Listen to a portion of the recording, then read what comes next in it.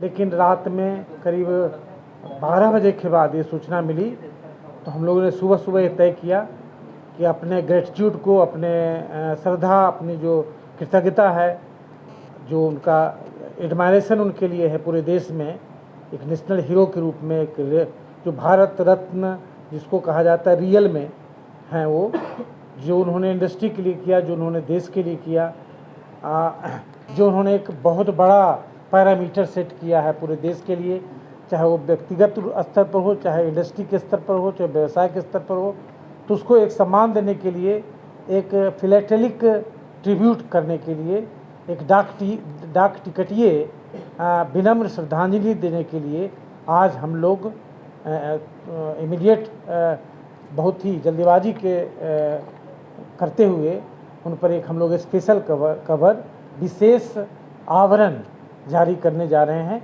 जो उनके करीब करीब उनके लाइफ को कवर करता है। चाहे उन्होंने बहुत बड़े बड़े कदम उठाए और उनका टाटाज का एक बहुत बड़ा रिलेशन है इंडिया पोस्ट से, पोस्ट ऑफिस से। पूरे वर्ल्ड का फर्स्ट टाइम किसी ने हवाई जहाज़ से मेल को, डाक को कोई ले गया था तो ये JRD टाटा थे, जो इनके ग्रैंडफादर थे। इनके पिताजी नवल टाटा थे। नवल टाटा जी को JRD टाटा ने एडॉप्ट किया था, गोद लिया था। तो JRD टाटा 1932 में 15 अक्टूबर 1932 में फर्स्ट टाइम बॉम्बे से कराची मेल लेकर गए थे। पर्सनली उन्होंने ही उसको फ्लाई किया था, उस फ्लाइट को। तो ये एक बहुत बड़ा कनेक्ट इनके साथ है और हम लोग का भी छोटा मोटा कनेक्ट इनके साथ है कि 2008 में मैं खुद इनसे मिला था।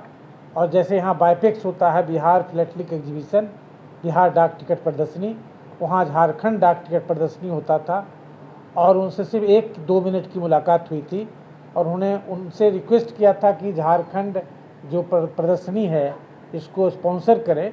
उन्होंने तुरंत सहमति दे दी। उन्होंने कहा कि MD से मिल लीजिएगा और विदिन 1 आवर और 2 आवर MD साहब का फ़ोन आया कि हम लोग झारपेक्स को, झारखंड डाक टिकट प्रदर्शनी को फुल्ली स्पॉन्सर करेंगे। इसी के साथ इनके जो CMD थे वहाँ, JJ ईरानी साहब, वो हमारे बहुत बड़े वो थे, मेंटर थे, खुद ही बहुत बड़े फिलैटेलिस्ट थे। एक सरोज साहब, क्या नाम था उनका? सरोज गांधी। वो एक टेल्को में थे और ईरानी साहब टिस्को में थे एट सेम टाइम। दोनों बहुत बड़े बड़े फिलैटेलिस्ट थे, राष्ट्रीय अंतर्राष्ट्रीय स्तर के फिलैटेलिस्ट थे और हमारे मेंटर थे झारखंड में।